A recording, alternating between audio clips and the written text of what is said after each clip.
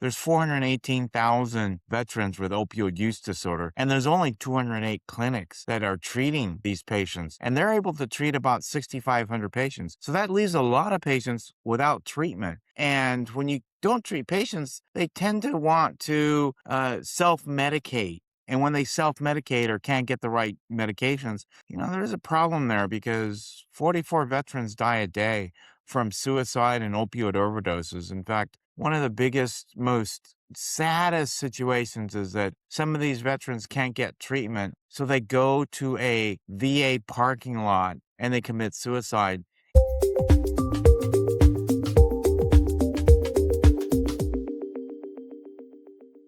Hey, welcome to the fifth episode of the Saving Dose podcast.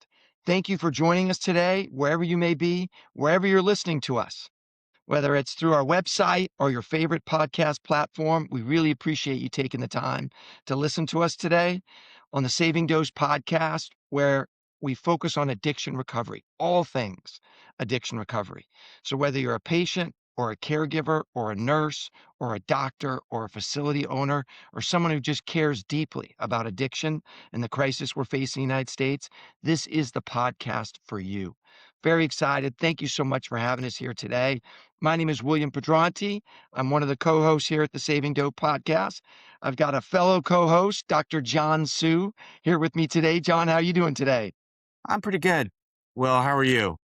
I'm doing great. It's just, I'm very excited to be here with you today.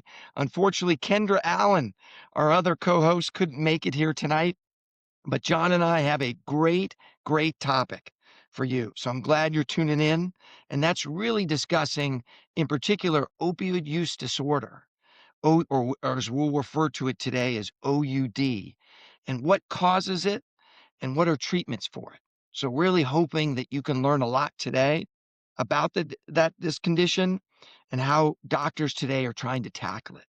And I tell you, John, before we dive into some questions on OUD, I want to tell you a little bit about my recent trip this past week to Washington, D.C.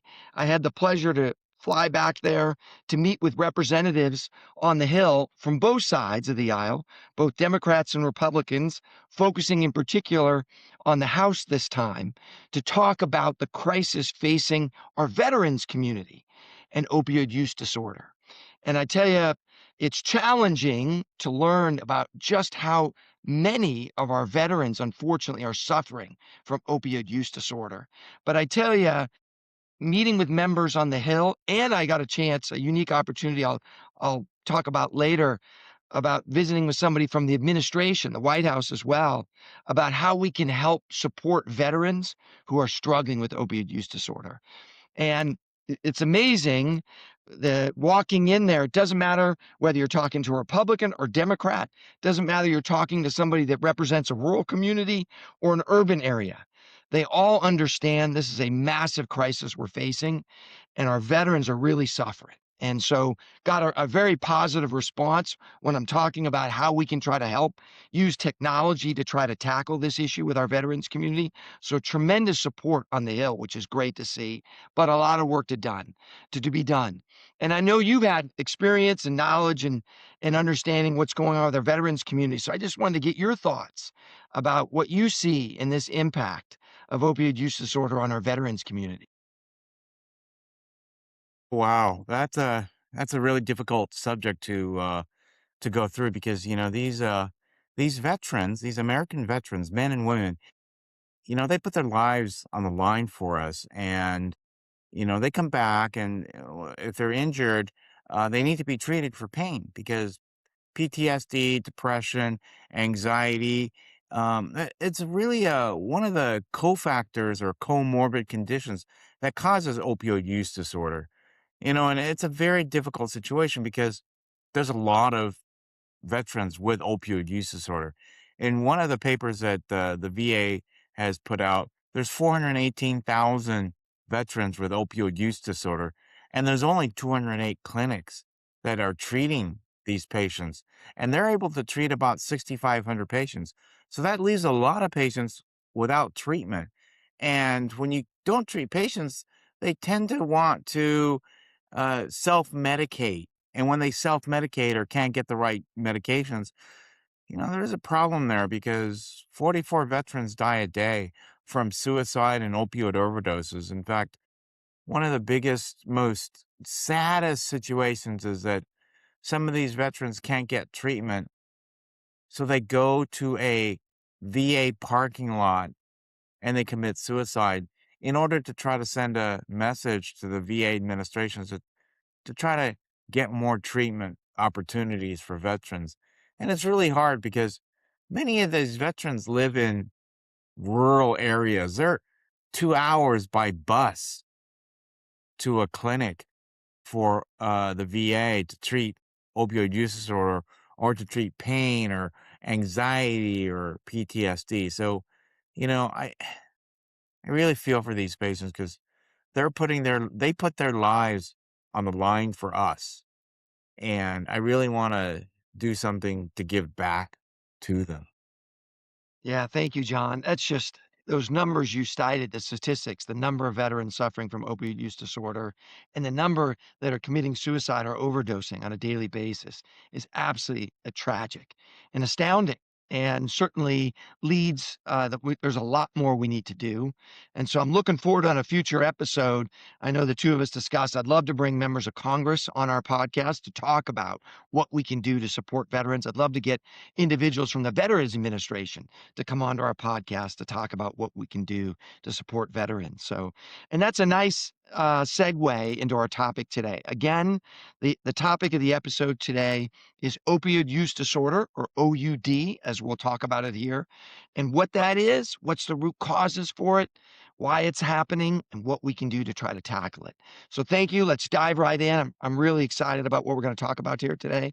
So, Dr. Hsu, tell us a little about, first of all, maybe just for some of our listeners who may not be familiar exactly, how do you define opioid use disorder? What does that look like?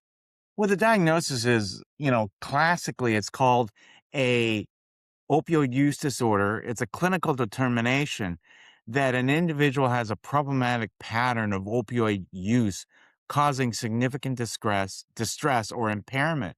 And opioids can include drugs like heroin, synthetic opioids like fentanyl, and prescription painkillers like Oxycontin or morphine or hydromorphone as well. Yeah. So when somebody gets opioid use disorder, right? And so somebody is and is addicted to, and what does that look like from a patient?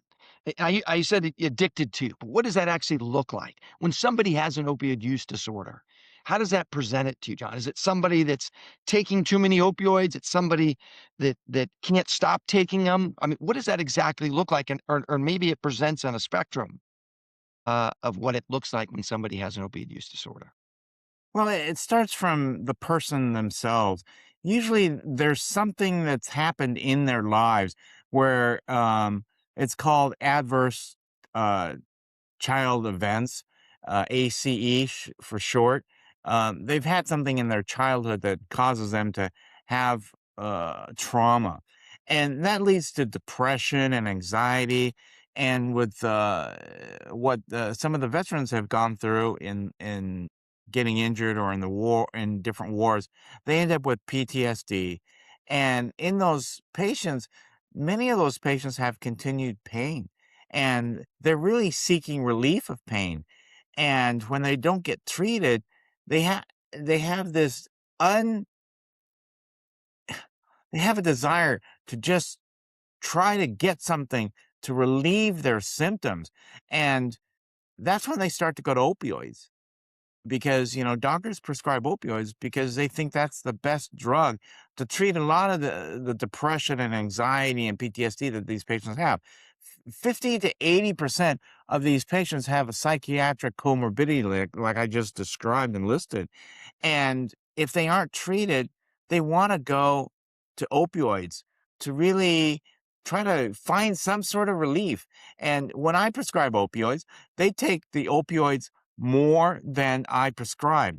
And then the next thing that happens is that's all they think about. They have opioid cravings because they don't feel good. There's a brain change There's an environment change. Their environment's not very conducive to getting treatment, and they just become unhappy. And really unhappy patients, they begin to try to use opioids to make them feel better. There's a dopamine response, meaning that they have anxiety, they have depression, and they want they become so desperate to try to heal themselves with opioids that that's all they do. They don't think about work, lose their family, they lose their job, and all they wanna do is feel better, and the only thing that makes them feel better is opioids at that time. Wow, God, there's a lot of really good stuff in there, John, that I want to focus on and ask to follow up on. One of the things that you mentioned was the comorbidity, that the situation where most of these patients, sounds like almost all of them, also have a co-occurring psychiatric diagnosis, depression, PTSD, anxiety, ADHD. So that is that right? Are you seeing almost a correlation between somebody that's got opioid use disorder and is also dealing with a psychiatric diagnosis?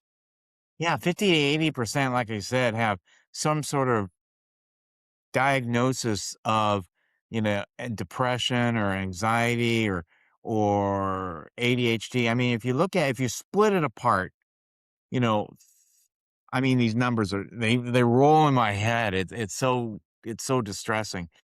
36% have depression, 30% have anxiety, 18% have PTSD, 20% have ADHD, and it's the same.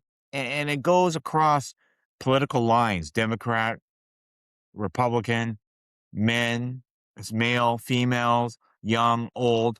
It really crosses the whole spectrum. If you're human, you can get opioid use disorder.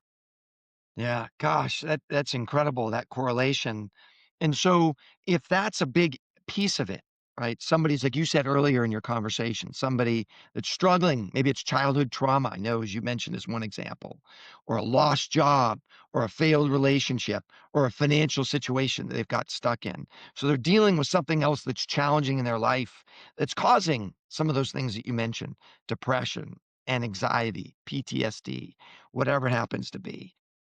That is an important piece to note because I assume that if you only say, "Hey, I'm here just to treat the opioid use disorder. I'm just trying to target the fact that they got this addiction to opioids," you're missing a key underlying condition that it sounds like you've also gotta try to target and treat to try to help on the addiction side. Is that right?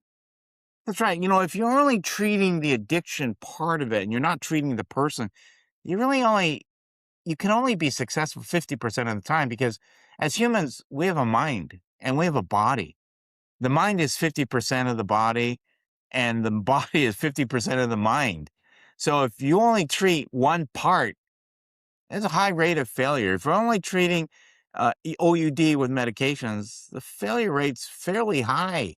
Relapses are fairly high. And if you're not treating the whole person, you're not really gearing the chance for a successful treatment.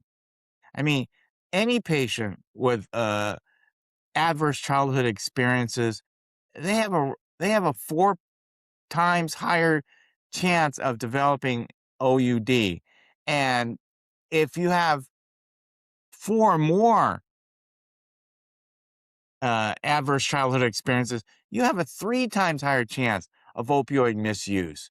And with all those things being said, you know, you have a history, and the history of in your life can lead you to using opioids so you can relieve some of that pain in your history.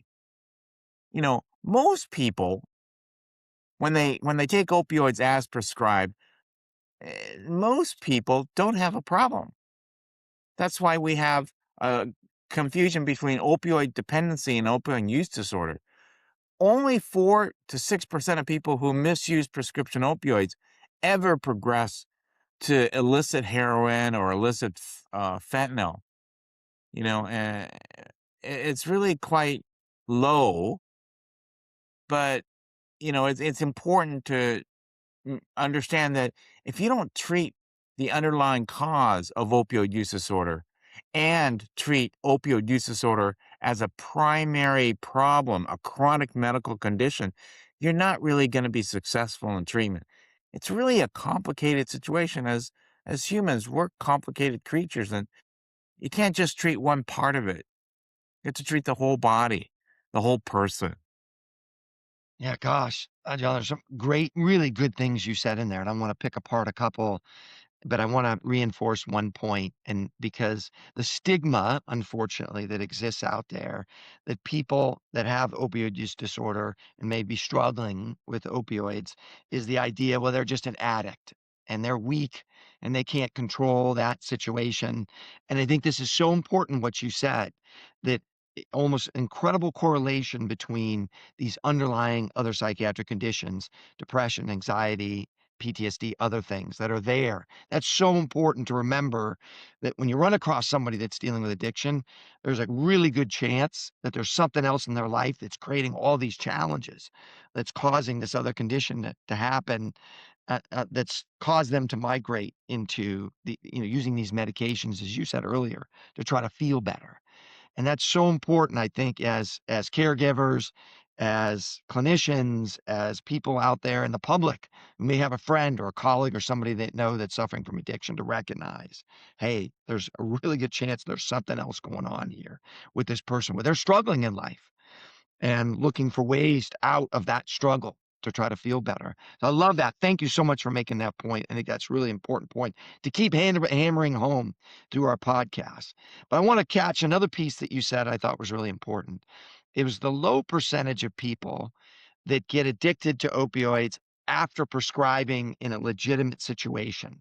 So when somebody has surgery or chronic pain or an injury or something, and the doctor writes an opioid, how often, if somebody taking their prescriptions as prescribed, the doctor writes them as they should, and the patient takes them as prescribed? It sounds like from what you said, that's actually a really low percentage of people that end up with opioid use disorder. Is that right? That's correct. If you look at the CDC reported death rates, the amount of prescriptions that we write for opioids is roughly about 137 to 142 million prescriptions per year, and 13,260 roughly patients die from prescription opioid overdoses, whereas 70,000 plus die from illicit opioids. And it's fentanyl, but recently most of the issue is fentanyl in a polypharmacy or fentanyl plus other drugs all together. 67% of patients who die from fentanyl overdoses had other drugs, tranq, xylazine, dexamethasone, in their system, which causes their death. I mean, it could be benzodiazepines, cocaine, speed, alcohol, pot.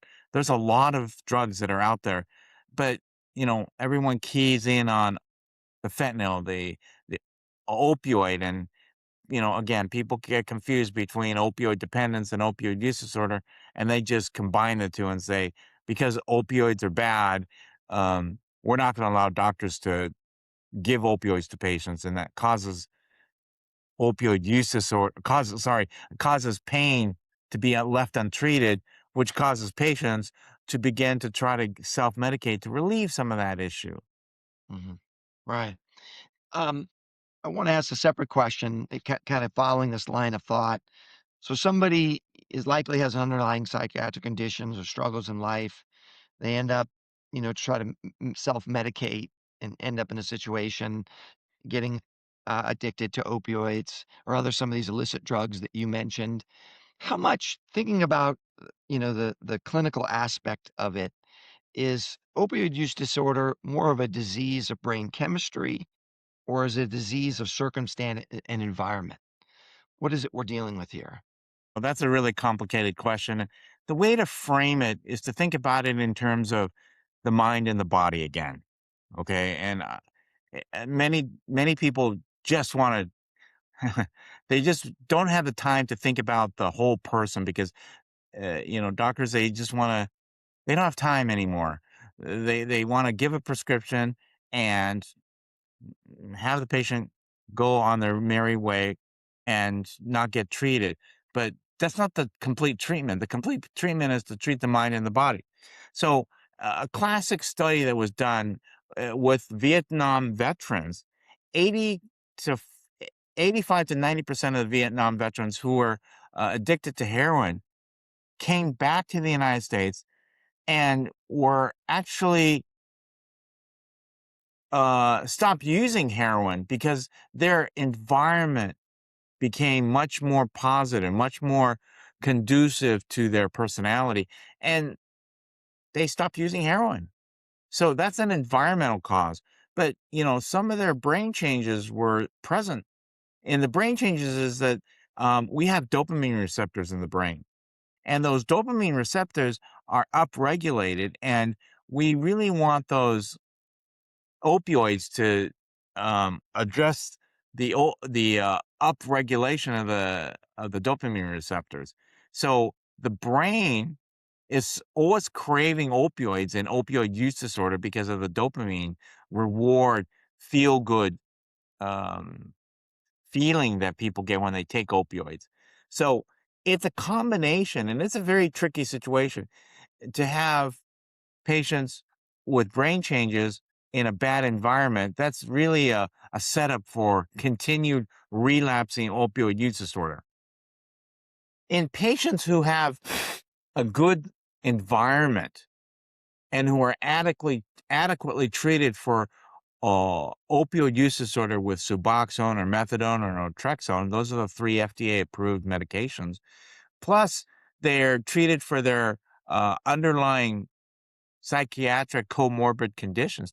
There are there's a higher chance that these patients are not going to relapse and are actually going to change from a chronic medical condition to a manageable condition that can be allow these patients to get back into society.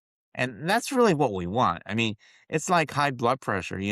If you don't manage it well, you can possibly die of a heart attack or a stroke.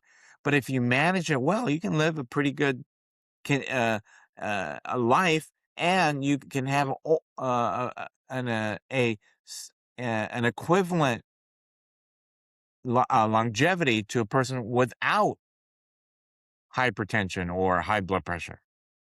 Yeah. So, as you said, it sounds like a complicated answer, but certainly the brain chemistry piece is there. These people have these receptors that have that need for an opioid, and that would be something they're going to live with their whole life. And so it'd be a chronic condition their whole life.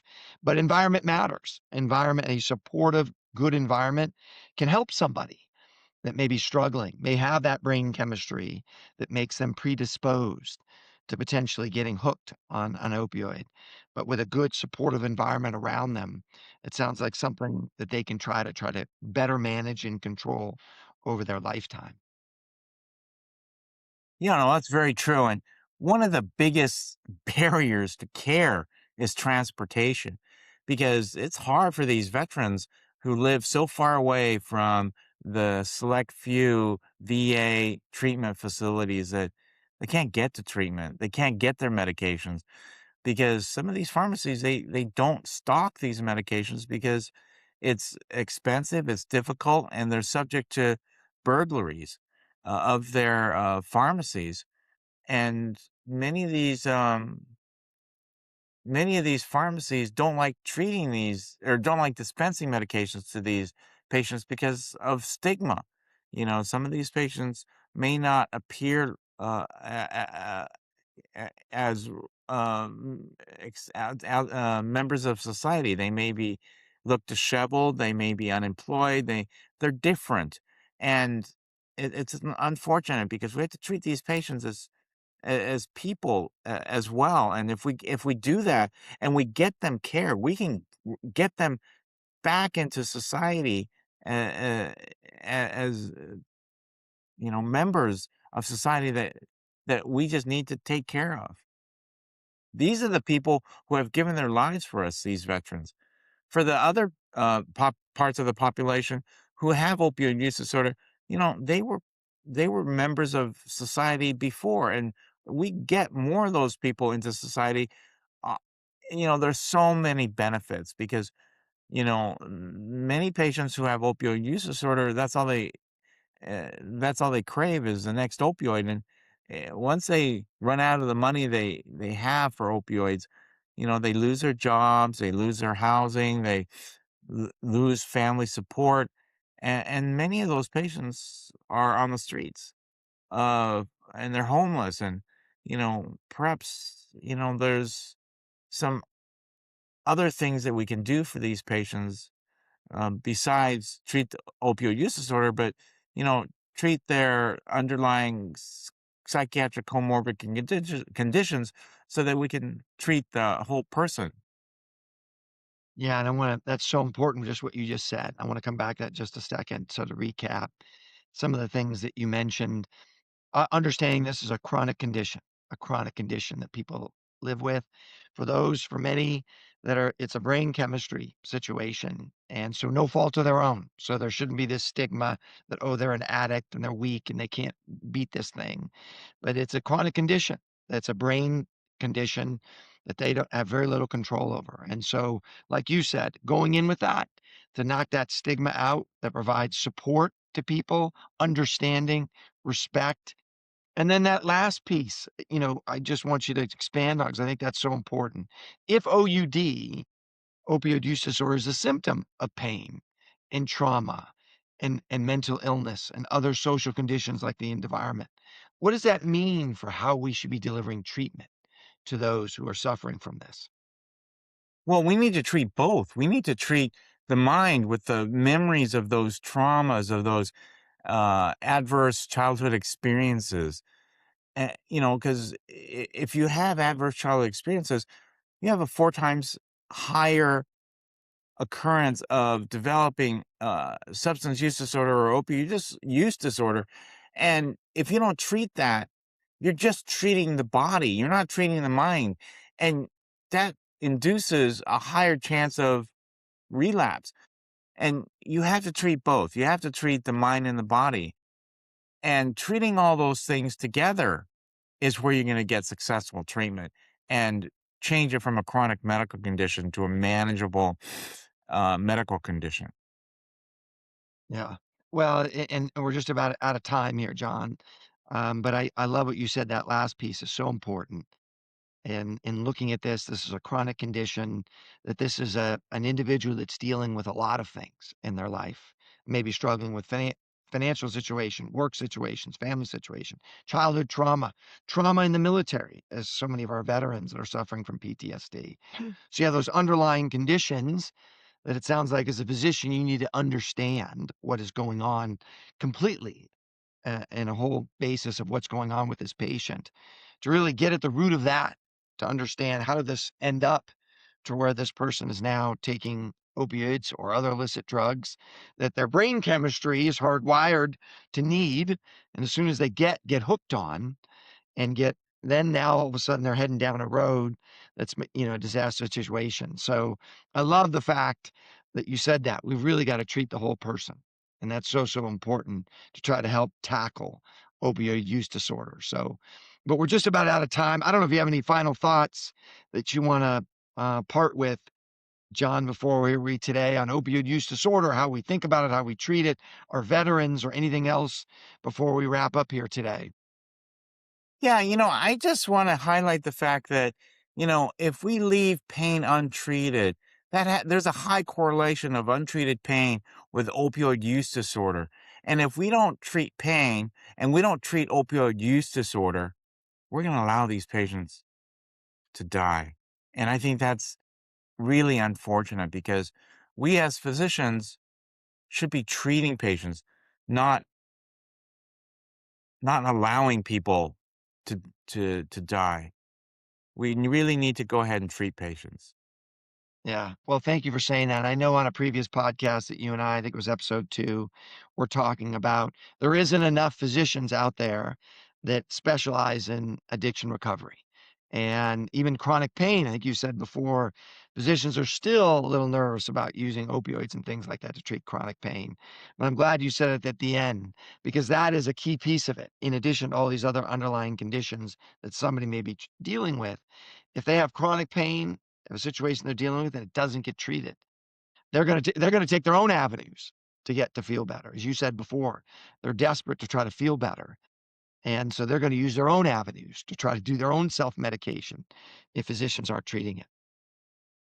Yeah, and the difficulty is, when I write a prescription for opioids and I give the prescription to the patient, and the patient goes and gets it goes to the pharmacy to get it dispensed, that's pretty much the end of the control and my ability to monitor how well the patient's taking those medications. You know, remote medication adherence monitoring is non-existent today. It stops right at the patient's front door. When the pills go into the patient's home, however they use a drug is how they use a drug. And right now, today, 75% of patients don't take medications correctly. And that leads to a huge amount of unnecessary deaths, medication abuse, disuse, diversion. There's just a lot of things in the whole picture of opioid use disorder that we really need to address. We need to address the patient. We need to address control of the drug. We need to address medication adherence. There's just a lot of things we really need to do because if we let this go on, it's going to get worse and worse and worse. And I know some people will say that opioid overdoses have dropped over the last 2 or 3 years. But, opioid use disorder uh, has not dropped. In fact, some states have seen an increase in opioid use disorder. They're just not dying. Yeah. So, well, thank you. And that last point, highlighting this is still a massive issue. We still have a crisis going on in our country in dealing with opioid use disorder and other substance abuse disorders. And there's more we need to do. And some of the key highlights you made point about there's really good medications out there that work that can help people to help tackle and get it as they're going through addiction recovery. But you're right, there are gaps in the healthcare system about how to get that medication to the patient, help them take that medication and keep the doctor informed and caregivers informed that that patient is following their program. So that I agree is a massive gap that we've got to look at solutions. As a country and a people to support, whether it's in the VA system or in the correctional facility systems or in our private communities to try to help tackle that issue. So thank you for bringing that up. I know that'll be an opportunity for a subject matter for another episode to do a deep dive on. But we're out of time, Dr. Hsu, and so thank you so much for our time today. I want to thank all of our listeners out there today for listening to us. If this is the first time you've listened to Saving Dose podcast, please subscribe to it, please like it, please share it. If you have ideas on other topics and things we can discuss, please send some comments on our website or through. We're on YouTube now. We just launched on YouTube. We're loading up the social media. We've got Instagram and Facebook, other social media, so we can get the message out. And that's what it's all about, is on the Saving Dose is all things addiction recovery. We want to be a source for people to help learn more about addiction recovery and how to help people deal with this crisis. So thank you. I hope you guys learned a lot. I know I did today about opioid use disorder.